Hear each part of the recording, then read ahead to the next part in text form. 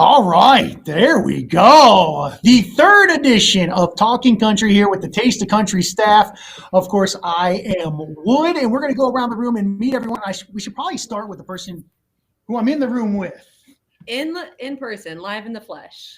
Now, Addison, you are here hanging out today. What do you want to talk about today on Talking Country? I want to talk about Chase Stokes and Kelsea Ballerini. They're split. I have a theory as to why they broke up. Always like a good theory. What about you, Billy Dukes of tasteofcountry.com? What do you want to talk about today? I owe Old Dominion a major apology. Okay, I'm excited about that. And last but certainly not least, of course, you see the sign behind him there. Evan Paul, host of Taste of Country Nights. What do you want to talk about today, buddy? I spoke with Thomas Rhett yesterday, and there's something that they're going to do with their fifth baby as far as the gender reveal that is kind of weird to me, I think.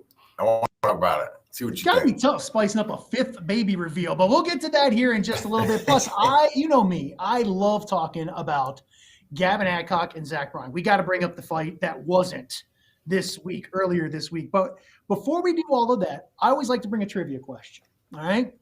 Now, the problem is Billy Dukes is stupid smart when it comes to country.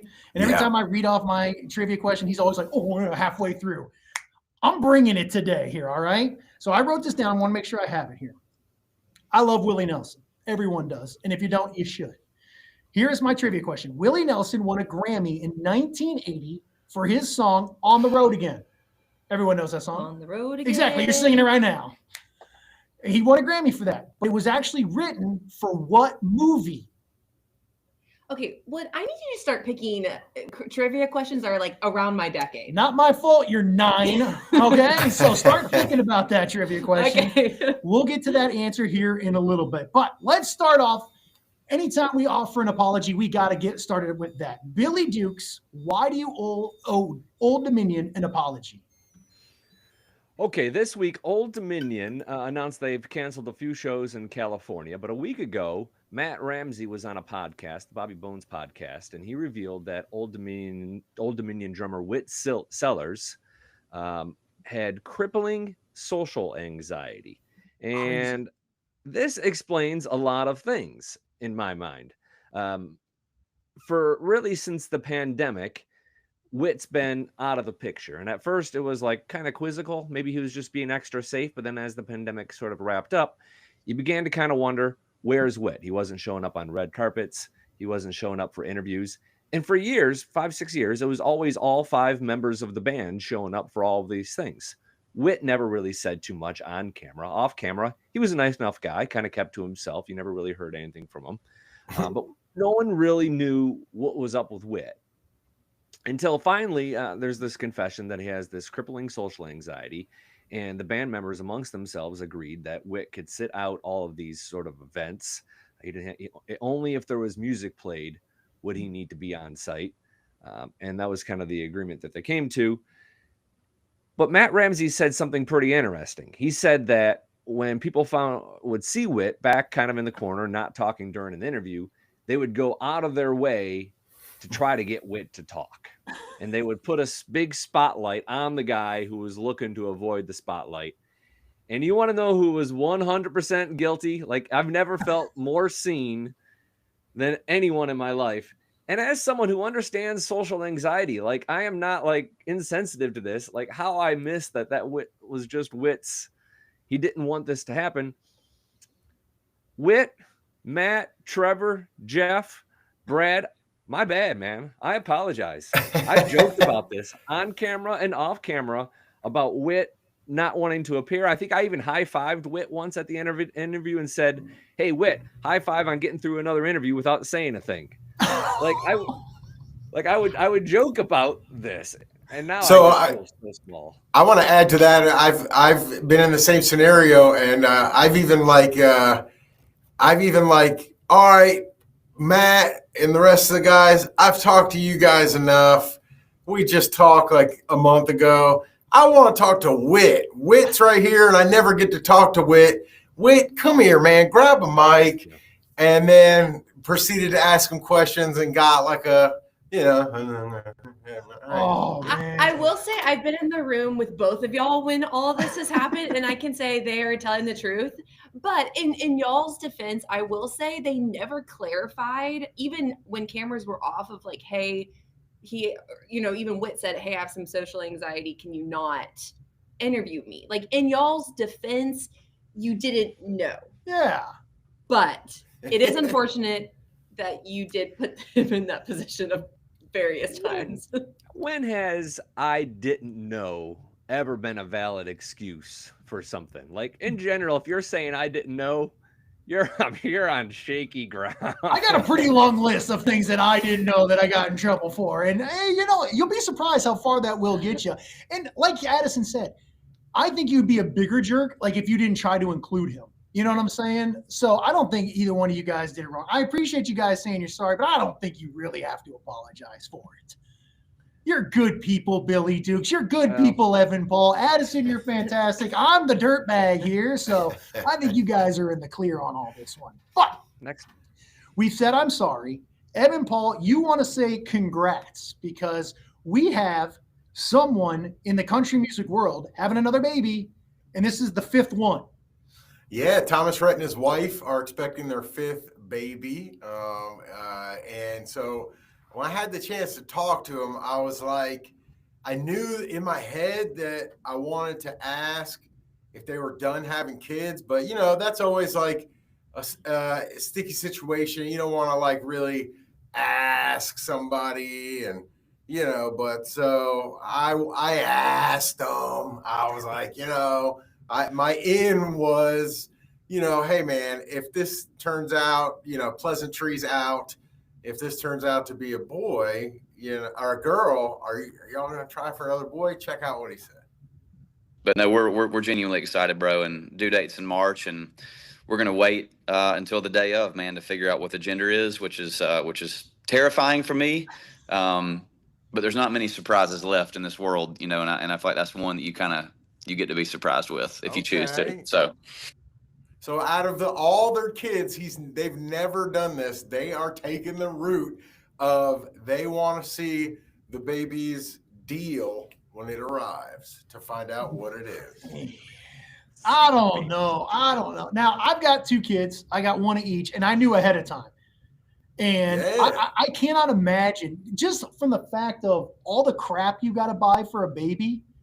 And if you don't put on blue or pink, let's be real. All babies look the same until they're like 2 years old. Ugly. You know what I'm saying? Whoa! Whoa! I was an ugly baby, so I personally am squished. Okay. Wow! I wasn't going there. But I just for the fact of buying everything, especially if it is, because they have 5 kids and all 4 of the previous ones are girls, right? Yeah. Yeah, but they're rich, so you got to take that out. That's not a factor. You know what I'm saying? I'm pro. Okay, I'm saying this with I don't have any children, so I'm entering with the knowledge of like y'all all have experience. I do not. However, I will say I'm one of 3. All of us were surprises in the sense that they had no clue. They thought I was a boy. Like I was coming as Max. All of a sudden they're like, "Whoa, girl, Addison." I am very pro not finding out the gender. Really? Like to your point of needing to know blue or pink. But when the baby's first born, you don't need the nursery 100% put together as long as you have a crib, a changing station, like the essentials. I'm here with Thomas Rhett. Like you don't have many surprises in life. I'm pro not finding out. I just want to point out one thing, that Addison thinks that you have time to go shop and buy all this stuff and put together the nursery while the kid's crying and crapping and doing all the kids. You already have the essentials. Again, refer back to my other statement. It's a lot easier when you're rich. It is.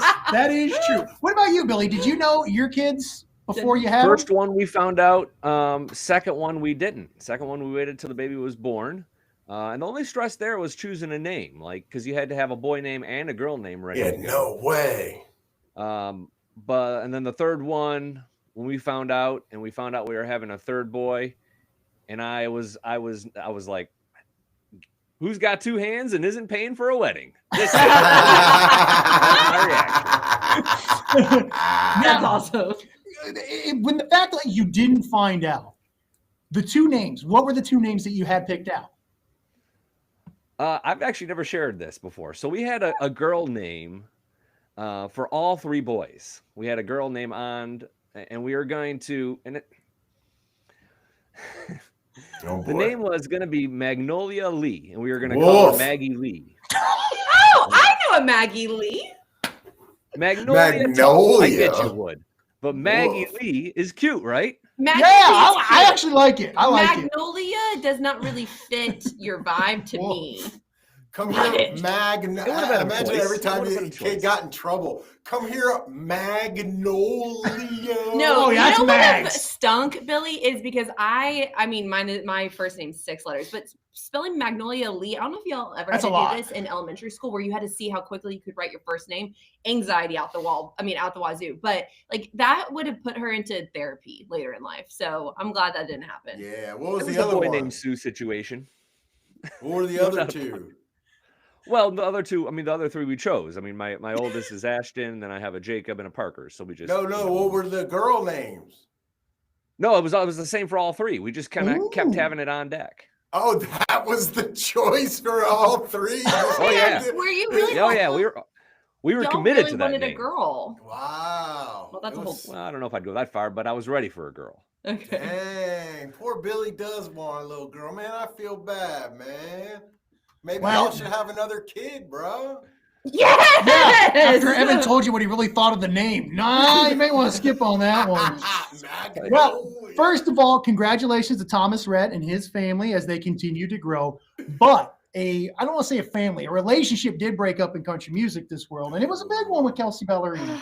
It was Kelsea Ballerini and Chase Stokes. They've been dating for 3 years. We found out recently that they broke up. What was interesting about the timing is 2 days prior to the announcement of the breakup, Chase wrote this very long, kind birthday Instagram post saying, you know, I adore you, all these lovey-dovey things. 48 hours later, we hear news that they broke up. Now, however, there it is right there. Mhm. Neither one of them have personally said that they have broken up. All of this has come from quote that back.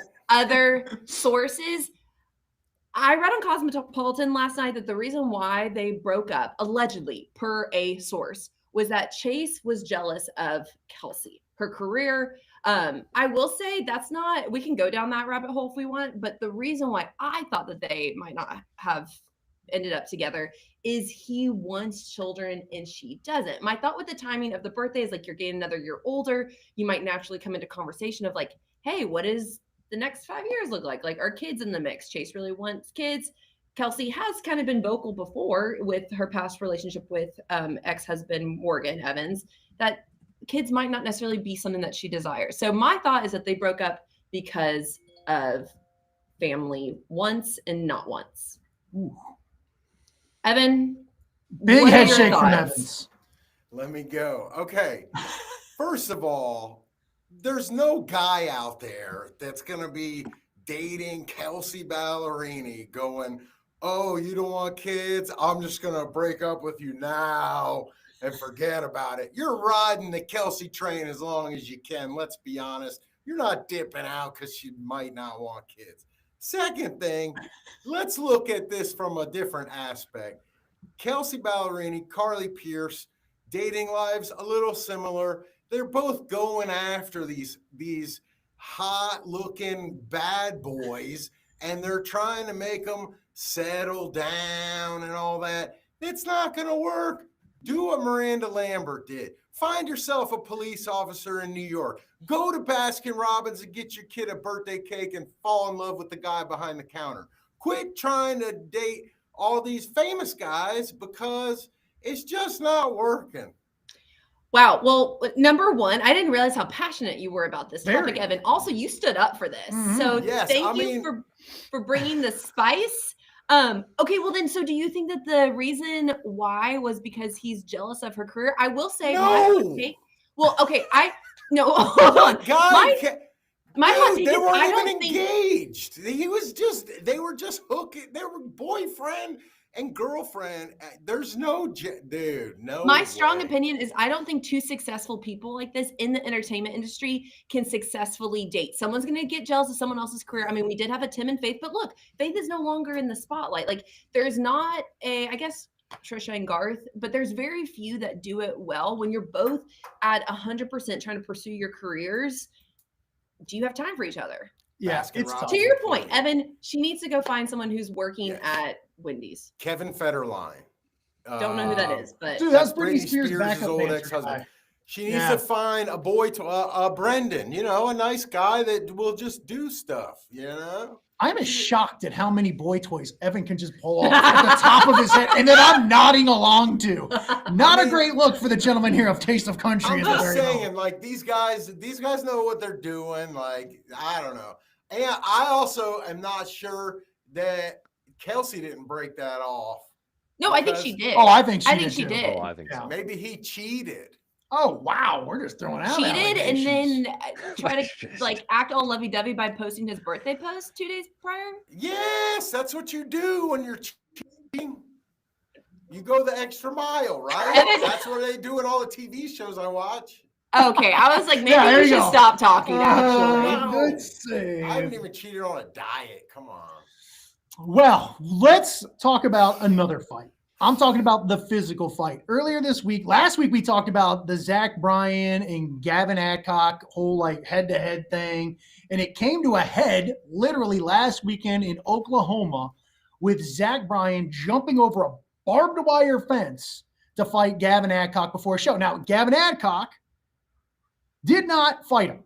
All right, so here's the clip of it. Zach's talking. They're talking trash through the fence, and then Zach goes total wild man and climbs the fence. Security intervenes. Gavin goes up, plays his show, and then afterwards continue to talk trash on social media. My thing is, as a man, and I've been very vocal before, I hate it when artists cancel shows. Sometimes I understand you got to do it, but for me, I would be okay with you getting into a fist fight and showing up to your set an hour late after handling everything than doing what went down. no, And I'm a Gavin Adcock fan. no. I like that he didn't get into the fight and showed up on time for his set. If I was in the audience and Joe Schmo is on stage an hour late because he's out there fist fighting. Man, I don't know. No, it's if you're in country music, it's one thing if you're Colby Calais, you don't want to get in a fight before your show and go on stage and sing Bubbly with a black eye. But if you're Gavin Adcock, you performing on stage with a fifth of whiskey and for you to show up with your shirt off, Yes. hammered, bloody, that would be the show of the century.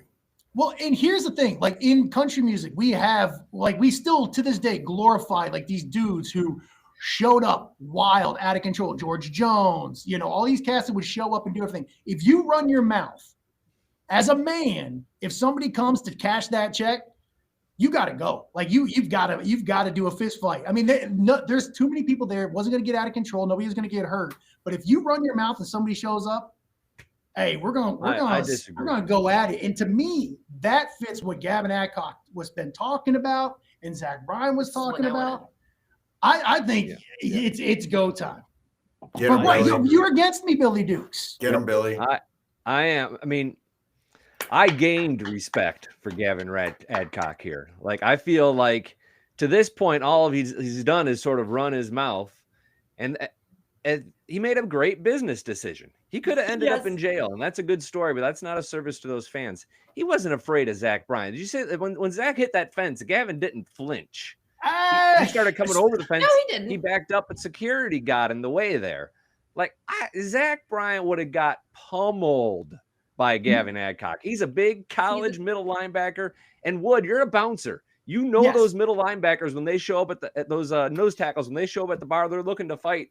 They'll fight anybody and anybody. But he wasn't looking to fight. I'll take the guy who was willing to climb over barbed wire to get into a fight in the fight. No. That's a honey badger move right there. He was coming for a load. So no. You throw that guy on the ground and he's done. Easily. Too much energy. Gavin, who's calm and collected. I applaud Gavin for making the right decision there. I also want to highlight that Gavin had gotten arrested not too long ago, and if he would have got arrested by again, he might have been locked up. He could was be right on up on my house. And Yeah, Shelly mentions here, trying to be a bad boy. That's the thing. Like you don't try to be a bad boy. You either are or you aren't. And to me, all right, if you want to walk away from the fight, okay, but then don't go on social media after that and call Zach Bryan names and say that he was drunk and everything. Like, you had your chance to say that stuff then.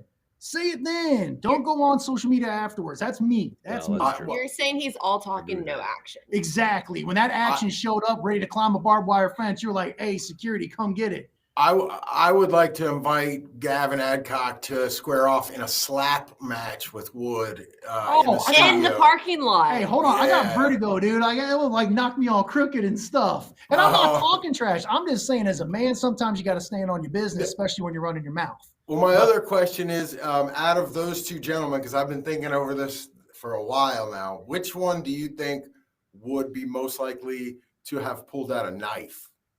Oh, Zach Bryan. Oh no, Zach Bryan. I think Gavin. He's a little red. He's a little redneck.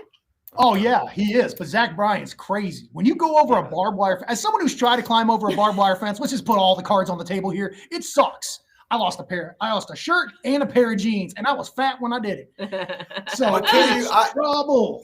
I've never climbed over a barbed wire fence. Isn't there a way to get over it without cutting yourself? Yeah, you're supposed to lay. I probably shouldn't be doing this. I have literally a thing from our lawyers that I have to read when I do stuff like this. This company does not endorse any one of my views, but like if you lay like a blanket on it, it's a lot easier to get over. He didn't lay a blanket on it. That's what I'm saying. His jeans. He was crazy, man. That's a wild man right there. No. I know when that's do not do all that. So I'm not saying Zach's right. Like, I'm not saying you need to go around and jump over fences to try to fight somebody. But if somebody was running their mouth and they wish that the fight had actually happened. Oh yeah. If we're gonna go to all this effort of jumping the fence, like, let's see some action. Yeah, put it on stage. Like, that would have been the show right there. In the world that we're in today, it should turn into like a Jake Paul, Jelly Roll type. I'm sure we'll see it on Netflix. Take it to the mat. Yeah. All right. Well, let's talk about some other things here on Talkin' Country with the Taste of Country staff. If you follow along on all the Taste of Country social media pages, I do a couple videos every week. I do a food video on Fridays, but earlier in the week, I love college football. I think it is the greatest sport in the history of the world. And my daughter knows 0.0 about it. So I've been doing football pick'ems against my daughter.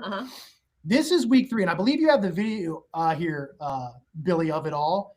And I'm actually losing to my daughter in picking games. I will say that's also how I pick. Like, if I ever do a fantasy football, I'm going with the outfits. I'm going with the colors. Hasn't fared me well, but trying to think you're smart hasn't fared me well. And we have at least week number 3 here for college football pick'em.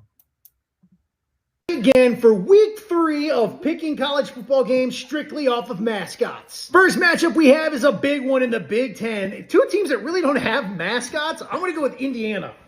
I'm going to do the Bluebirds, not Donkey Kong. Not Donkey Kong. Big time matchup in the Sunshine State, Miami taking on Florida. I'm going to go with Miami. What about you? I'm going to do the Ducks. Quack! And we're headed out west for the last one. We have Utah taking on Texas Tech. I think Texas Tech gets it done. What about you? I think the Happy Birds get it done. Happy Birds! Happy week 3 to everybody. I love the Happy Birds get it done. Yeah. They really do. Yeah, she's been whooping on me, and it's just, I don't know. I've got to ground her or something if she beats me this week. But for you, Evan Paul, what do we have going on this weekend here on Taste of Country Nights? And I know you got podcast stuff as well. Yeah, so on the radio show, we have Craig Morgan on Taste of Country Nights tomorrow night, which airs nationwide. You can check it out on the website if you're not in a radio market. And then on our podcast, we're going back to our interview with Phil Vassar, which was really cool because one of my favorite songs is Just Another Day in Paradise. And as humans, as a joke, I'm always like, I even asked my wife the other day, I'm like, when someone says, oh, just another day in paradise, are they being sarcastic or are they being for real? But I think Phil filled us in a little bit more when he explained how they wrote Just Another Day in Paradise. Check this out. He was running late. The funny thing is, I was running to the door real quick. Somebody was at my front door early in the morning, and it was about this, almost a foot of water in my kitchen. My washing machine had flooded my kitchen, and the wash machine went out, and I'm just, trying to get to this writing appointment. I was in an old house. It was a 1940s house, beautiful house, but it was just, the plumbing, and it's always something out of whack in these houses, But we got together, and he barely made it. His car was broke down or something, and we just kind of took a deep breath and said, "Man, just another day in paradise." Man, Love that. how cool is that? That is really cool. Yeah, and then he was just talking about how they were like, let's write that. And then that was like the base of the song, and then they just wrote it outward from there. I always think it's interesting how these artists write these songs. So they just started out with that lyric, and then they just outwardly wrote the entire song. Isn't that crazy to think? Like, if that pipe hadn't busted that moment, would we ever have heard Yeah. that song? You know what I mean? Like, that's crazy. That's to Probably think not. about. Yeah. All right. The trivia question I asked you guys earlier, and I really hope I stumped Billy on this one. Willie Nelson won a Grammy in 1980 for his song On the Road Again. We all know that song. It was written for what movie? Addison? Okay, so here's the thing. Can I have a slight? I need some help. Mm-hmm. What's the movie, the Western movie with John Travolta? Not Brokeback Mountain. Wild Wild West. That's incorrect. Okay. What a terrible guess that was. What Brokeback about Mountain. you, Evan Paul? Was there like a Dukes of Hazzards movie? There was with Jessica Simpson. This was not it. Willie Nelson was in it too. He was the Oh. uncle, the moonshine runner. I'm going to say E.T. It was not E.T. Still a better guess than Wild Wild West over here. All right, Billy Dukes, I wanted to stump you. Do you know the answer to He today's probably trivia does. question? Of course he does. Yeah. So I believe someone recorded this song before Willie. There was Ooh. another version of it before Willie. I thought it was like a Roger Miller song or something like that. So that makes me Billy's think not it's only like an going to answer your older- question, he's going to prove it's wrong. Literally. He's telling me why I Literally. asked it wrong. No, because it still might have been written for a movie, or maybe it was recorded for a movie. Given the expression that you didn't know it was a Roger Miller song, which may or may not even be true, I'm going to guess it's a Willie Nelson related movie. And I think they made a movie out of one of his albums, if I'm not mistaken. Maybe Honeysuckle Rose. No, Cheech and Are you Chong. serious? Yes, and Shelly had the What? answer to us earlier. Honeysuckle Dude. Rose. We I need don't to just know. cut this segment out. It's pointless. Billy Dukes, because- what was the name of my third grade English teacher? Ha! Smarty pants. I don't know. I'm going to wait for Shelly to weigh in on that, and then I'll repeat her answer. Dude. Well, girl. we're going to wrap this one up. Billy Dukes always lets us know what's going on in the world of country music with the Billy Bonafides. Am I saying that right? I like the name of that. Yeah, that is right. Yeah. Yeah. Number one song sales this week is Zach Brown Band and Dolly Parton's Butterfly. Number one thing to look forward to is Shabuzi, who has a song called Let 'Em Know. That's the theme song for Thursday Night Football on Amazon Prime. And the number one song is our boy Russell Dickerson and this song. Now she's singing.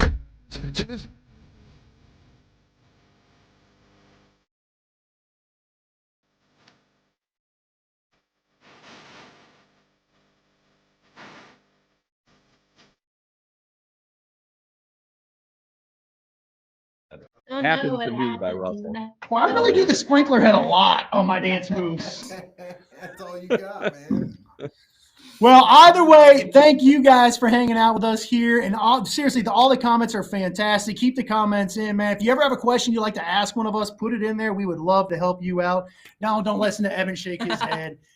Billy Dukes, Evan Paul, Addison here, the Taste of Country team. I am Wood. Thank you again for joining us here on this week's Talkin' Country. Bye, y'all.